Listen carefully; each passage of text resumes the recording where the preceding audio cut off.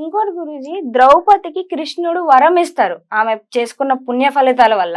నీకు ఎప్పుడైతే కష్టం వచ్చిందో నేను ఆ రోజు నీ యందు ఉంటాను, నేను నిన్ను ఆదరించుకుంటాను అని అనేసి. మరి అలాంటి కృష్ణుడు మరి ద్రౌపదిని సభలోకి లాక్కొచ్చి ఆమె జుట్టు పట్టుకొని చీర లాగుతున్నప్పుడు అది జరగకన్నా ముందే ఆపచ్చు కదా, ఎందుకని చీర చివరి దశకు వచ్చేంత వరకు ఎదురు చూశాడు అని చాలా మంది అంటూ ఉంటారు. అసలు ఎందుకని కృష్ణుడు అలా చేశారంటారు? పరమాత్మ యొక్క లక్షణం ఎలా ఉంటుందంటే, ఇప్పుడు మనము పిల్లల్ని పెడుతుంది, అది ఏం చేస్తుందంటే 5 ఇళ్ళు 7 ఇళ్ళు తిప్పుద్ది.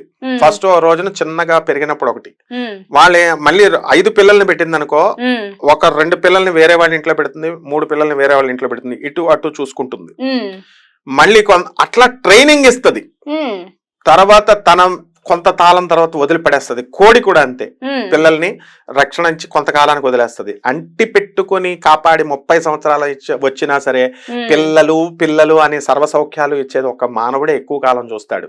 పశుపక్షాదులు ఎవరినైనా చూడు, కుక్క ఇవన్నీ కూడా. అంటే పరమాత్మ యొక్క లక్షణం ఎలా ఉంటుందంటే, గజేంద్ర మోక్షాన్ని కనుక మనం తీసుకుంటే, ఏనుగు ఆయన కృష్ణుడి యొక్క విష్ణువు యొక్క భక్తుడు ఆయన వెళ్ళి ఏనుగెళ్ళి నీళ్ళలు తాగుతుంటే మొసలు పట్టుకుంటుంది. వెంటనే పట్టుకున్న వెంటనే కృష్ణ అన్నాడు అనుకో, రాడు కృష్ణుడు.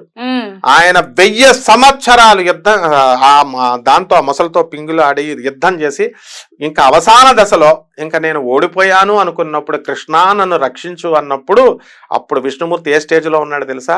లక్ష్మీదేవితో సరసమాడుతున్నాడు చీర ఇలా పట్టుకొని.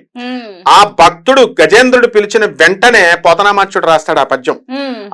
అది ఆ చీరను అలాగే పట్టుకొని, తాను లక్ష్మీదేవి చీర తన చేతిలో ఉందనే, నేను వెళ్ళిపోతే లాగేసి వెళ్ళిపోతే వ్యవస్థ అయిపోద్ది లక్ష్మీదేవి అన్న స్పృహ కూడా లేకుండా, లక్ష్మీదేవిని కేర్ కూడా చేయకుండా, భక్తుడు పిలిచిన వెంటనే ఆర్తితో అంత స్పీడ్ తో వచ్చేస్తాడు. ఎప్పుడు ఫైట్ చేసి లాస్ట్ తర్వాత వస్తాడు పిలిస్తే, ఫస్ట్ లో రాడు.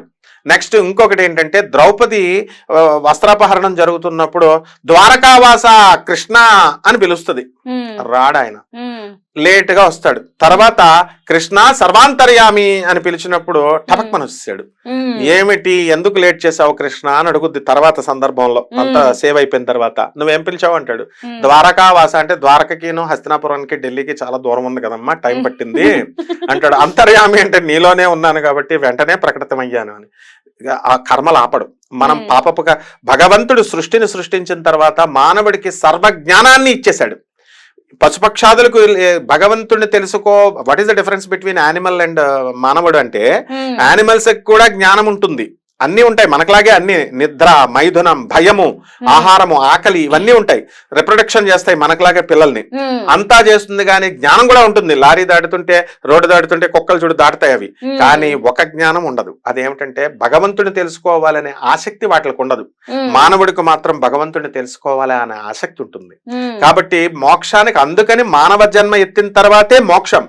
ఆ దేవతలు కూడా వెయిట్ చేస్తూ ఉంటారు, వాళ్ళకి బోర్ కొట్టేస్తుంది, రోజు చావు లేదు వాళ్ళకి. నేను కూడా మళ్ళీ ఈ యొక్క కలియుగం అయిపోయిన తర్వాత మళ్ళీ మనకి సత్యయుగం వస్తుంది, ప్రారంభ యుగం. అప్పుడు దేవతలు కూడా రాక్షసులు కూడా వెయిట్ చేస్తూ ఉంటారన్నమాట. మళ్ళీ మేము మానవులుగా పుట్టి ఆ తర్వాత మేము మోక్షం సంపాదించుకోవాలా. అప్పుడు దాకా ఇన్ని వేల సంవత్సరాలు బోరు కొట్టేసింది వాళ్ళకి. కాబట్టి రాక్షసుల్లో కూడా మంచి వాళ్ళు ఉన్నారు. ప్రహ్లాదుడు లేడా, హిరణ్యకశిపుడు మనవడు, అలా బలిచక్రవర్తి లేడా? మరి వీళ్ళంతా కూడా హిరణ్యకశిపుడు కొడుకు ప్రహ్లాదుడు మనవడు బలిచక్రవర్తి, వీళ్ళంతా మంచి రాక్షసులే. కాబట్టి మనం తెలుసుకోవాల్సింది ఏంటంటే, ఎప్పుడు కూడా మానవుడికి దేవుడు ఏం చేశాడంటే ఒక ఇండిపెండెన్స్ ఇచ్చాడు. నా బిడ్డలు కాబట్టి ఇప్పుడు మన పిల్లలకి మనం ఏం చేస్తాం, ఫ్రీడమ్ ఇస్తాం. బైక్ వేసుకోవాలి, జాగ్రత్త నాయన అని చెప్తాం, నువ్వు ఏదైనా చెయ్యి. ఫ్రెండ్స్ స్కూల్కి పంపుతాం, వాడు ఎవరితో తిరుగుతున్నాడు, స్కూల్కి వెళ్తున్నాడు, ఎగ్గొడుతున్నాడు, ఒక కొన్నేస్తాం తప్ప ప్రతి క్షణం కాపాడలేము. కాబట్టి వాడికి లోకజ్ఞానం నేర్పిస్తాం మనం. ఆ విధంగా భగవంతుడు ఏం చేస్తాడంటే, మనల్ని సృష్టించి నువ్వు మంచి పనులు చేసుకో, చెడ్డ పనులు చేసుకో, నీ ఇష్టం, నీకు ఫ్రీడమ్ ఇచ్చాను. చెడ్డ పనులు చేస్తే తస్మాత్ జాగ్రత్త, తోలు తీస్తాను, నేచ మత్యాది యోనుల్లోకి విసిరేస్తానని చెప్పాడు భగవద్గీతలో, క్లియర్ గా చెప్పబడింది. మంచి పనులు చేస్తే నీకు సద్గతి వస్తుంది, మంచి ఫలితాలు వస్తాయి. ఇప్పుడు దొంగలతో తిరుగుతున్నాం మనం, నక్సలైట్లతో తిరుగుతున్నాం, పోలీసు వాళ్ళు పట్టుకుపోరా?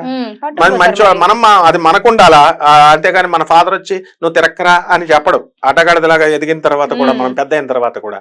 కాబట్టి ఆ విజ్ఞత అనేది మనకిచ్చాడు. బుద్ధిం యోన ప్రచోదయాత్. బుద్ధి కర్మానుసారిని, మనం పూర్వజన్మలో చేసినటువంటి కర్మలను బట్టే మన బుద్ధి చెడ్డోళ్ళతో తిరగాల మంచోళ్ళతో తిరగాల అన్నది నిర్ణయించబడుతుంటుంది. కాబట్టే ఎట్టి పరిస్థితుల్లో కూడా అందుకనే భగవంతుడు ఫైట్ చేసేదాకా రాడు. అందుకనే ఏమంటాడంటే కర్మణ్యేవాధికారస్తే, కర్మ చేయడం అందే నీకు అధికారం ఉంది, ఇంకా దేని మీద లేదు నీకు. మా ఫలేషు కదాచన, నేను ఫలితం ఇస్తాను, ఫలితం మీద నీకు లేదు అసలు హక్కు. నీకు కర్మ చేయడం వరకే, నువ్వు మంచి అన్న చెయ్యి, మంచి కర్మ అన్న చెయ్యి, చెడ్డ కర్మ అన్న చెయ్యి, ఫలితం నేను ఇస్తాను. You don't expect. నీకు అసలు రైటే లేదు. నువ్వు సంపాదించిన ఆస్తి మీద లేదు, నీ పెళ్ళాం మీద లేదు, నీ పిల్లల మీద లేదు. మనం పొసెసివ్నెస్ అని కాపలా కాస్తాం పిల్లల్ని. చచ్చామనుకో హార్ట్ అటాక్ వచ్చి టపి మన వాళ్ళు ఏం చేస్తున్నారు ఎవడో తెలుసు. కాబట్టి మన కర్మలు మాత్రమే మనతో వస్తాయి, బంధువులు గిందువులు ఫ్రెండ్లు వీళ్ళు రారు. కాబట్టి ఏమని చెప్తాడు వేమనామాచ్యులు, ఏమంటాడు,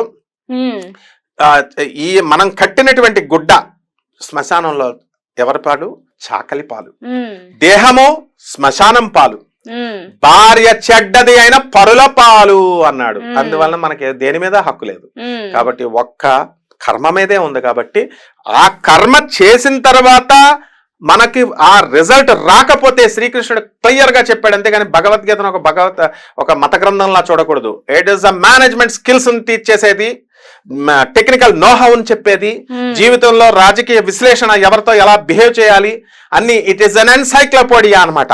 కాబట్టి అది మల్టీ డైమెన్షనల్ పర్సనాలిటీగా ఒక మనిషిని తీర్చిదిద్దేటటువంటి ఒక గొప్ప మేనేజ్మెంట్ టెక్నిక్స్ ఉన్నటువంటి గ్రంథం అది. కాబట్టి అందులో ఏమని చెప్తాడు, నీకు సక్సెస్ రాలేదంటే repeated keep on working. Alexander is the example. Alexander ప్రపంచ విజేత అవడానికి 17 సార్లు ఓడిపోయాడు.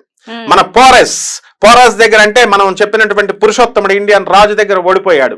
17 సార్లు ఓడిపోయిన తర్వాత ఆయన ప్రయత్నం వల్ల 18వ సారి అయ్యాడు ప్రపంచ విజేత. సాక్షాత్తు చెప్పినటువంటి వాడే శ్రీకృష్ణ